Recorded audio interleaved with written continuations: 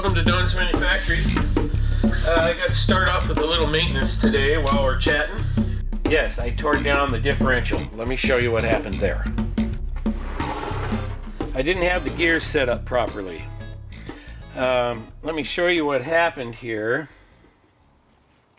I didn't really realize what was going on. There's a problem with the case. If you look at this bearing, I don't know if you can see this or not. I'll hold it up close. If you watch this margin right here, as I turn it around, you see how it gets closer here and it's further away on the other side? What that means is that when these bearings are in the case, they are misaligned from each other. It's either this way or this way or this way or this way. Judging by the problems I had when I was trying to get the pattern correct, the acceleration side was clear up here on the toe and the deacceleration side was back here on the heel. And I think that's because there was like at least 0.002 or more, maybe just 0.002 of misalignment of the pinion to the carrier. So what does that mean? Well, you can see what the bearing looks like. That there was a ton of metal in the oil, which you can see right here. That metal going through here is what made these bearings look like this. That metal is just impregnated right into the face of the bearing. So the metal going through ruined all the bearings in the differential. The metal came from the gears. I don't know if you can see that, but you can just feel on the deacceleration side, it was just taking the metal right off the gear. I can feel it with my finger. So these gears are toast. So where I'm at is, gee, I ruined the seal getting this whole thing apart. The gears are bad because that's where all the metal came from. The bearings are all bad because that's where the metal went. Leaving the only operational part that's still functioning is the carrier assembly. But as you can see here, these carriers don't actually run on bearings, and neither do the side gears. The whole thing is free floating. So there's probably 50 thousandths of side clearance where the side gears can move around, and the helical gears are free to float as well. So everything free floats. So gee, is there any wonder why it chatters?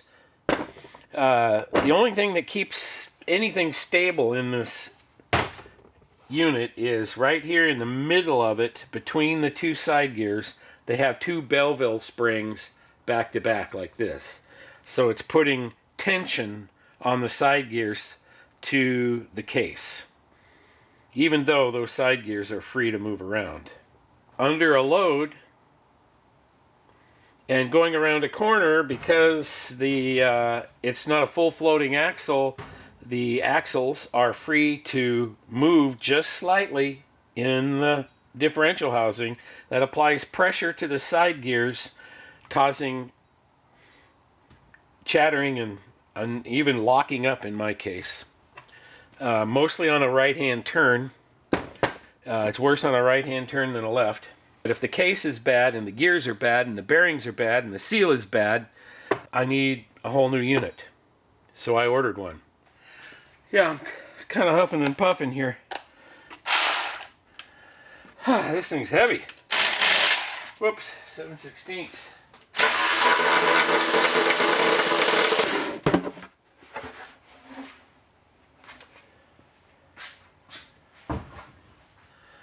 Well,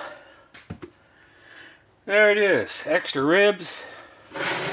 Let's get it out of the case here.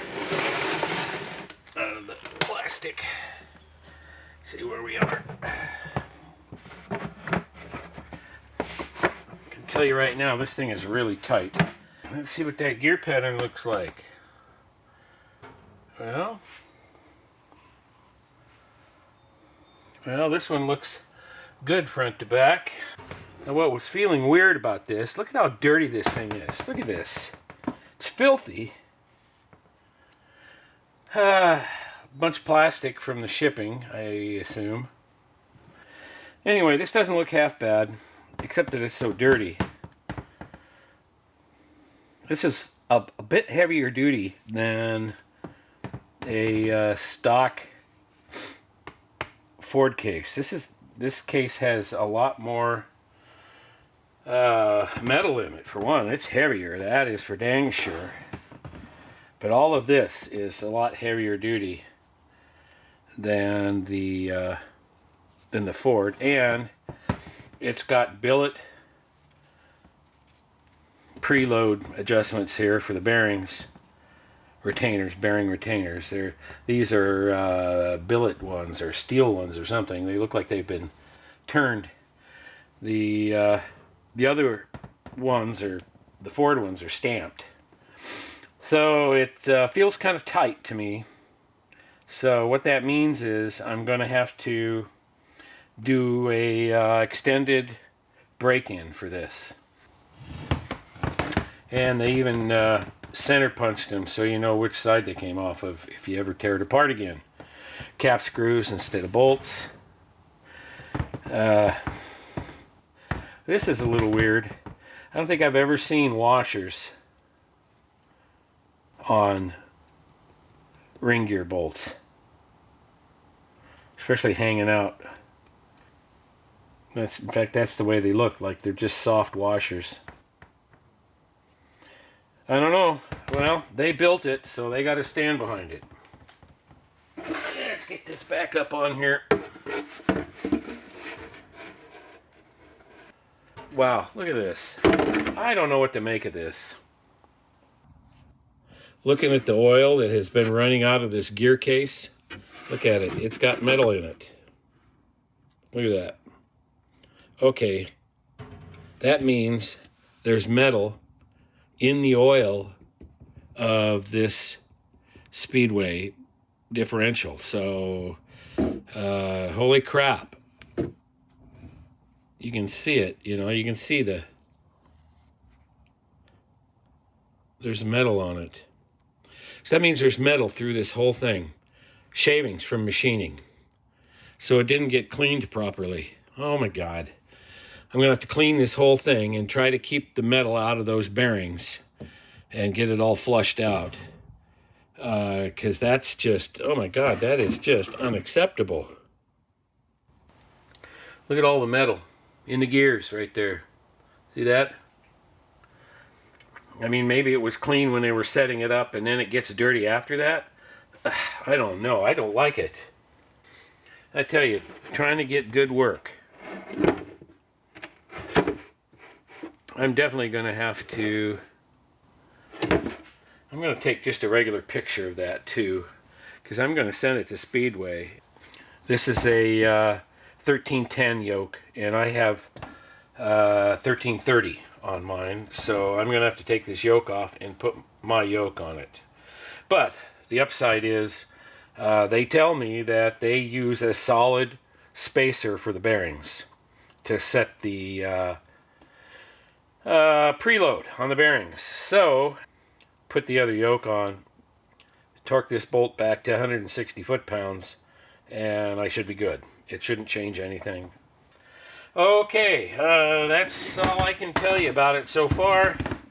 I'll get this case back on here, but I'm going to clean all this stuff out. I'm not leaving all this metal down in this case. That would just be stupid.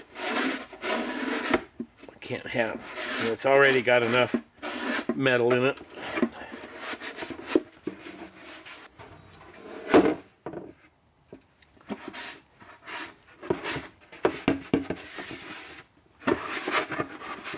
Okay, talk to him on the phone, and I have to ship it back, because if I clean it all up myself and take it apart or anything, it's going to void the warranty.